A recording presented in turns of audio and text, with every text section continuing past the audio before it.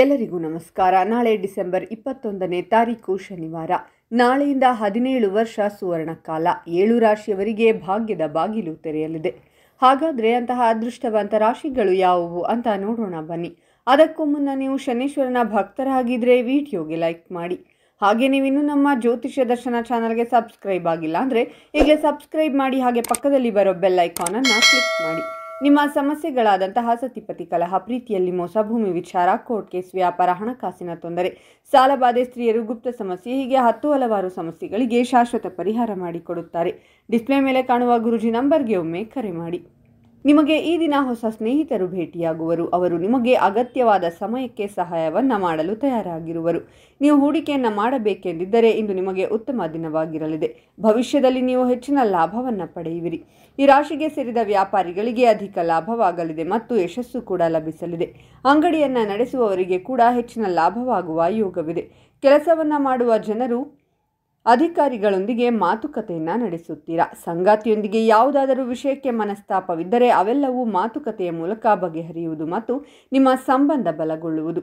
ಸಂಜೆ ತಂದೆ ತಾಯಿಯೊಂದಿಗೆ ಮಾತುಕತೆಯನ್ನು ಆಡುತ್ತೀರಾ ಮತ್ತು ಅವರ ಸೇವೆಯನ್ನು ಮಾಡುತ್ತೀರಾ. ನಿಮ್ಮ ಆತ್ಮವಿಶ್ವಾಸ ಸಾಕಷ್ಟು ಬಲಗೊಳ್ಳಲಿದೆ.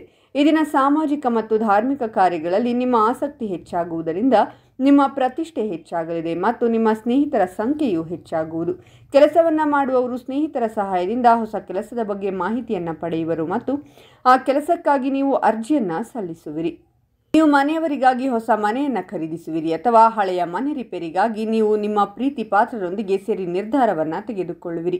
ಇದರಿಂದಾಗಿ ಮನೆಯವರೆಲ್ಲರ ವಿಶ್ವಾಸ ನಿಮ್ಮ ಮೇಲೆ ಬಲಗೊಳ್ಳಲಿದೆ. ಈ ಸಂದರ್ಭದಲ್ಲಿ ನಿಮಗೆ ಹೆಚ್ಚಿನ ಲಾಭವಾಗುವ ಸಂಭವವಿದೆ.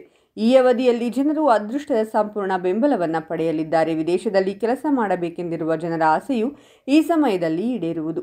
ತಮ್ಮ ಪ್ರತಿಯೊಂದು ಕ್ಷೇತ್ರದಲ್ಲಿಯೂ ಯಶಸ್ಸು ಗಳಿಸುವುದರೊಂದಿಗೆ ಹೆಚ್ಚಿನ ಧನ ಲಾಭವನ್ನು ಹೊಂದುವರು. ಈ ಅವಧಿಯಲ್ಲಿ ಅಪಾರ ಧನ ಸಂಪತ್ತನ್ನು ಪಡೆಯುವರು. ನಿಮ್ಮ ಜೀವನದಲ್ಲಿ ದೊಡ್ಡ ಬದಲಾವಣೆಯನ್ನು ನೀವು ಕಾಣುವಿರಿ.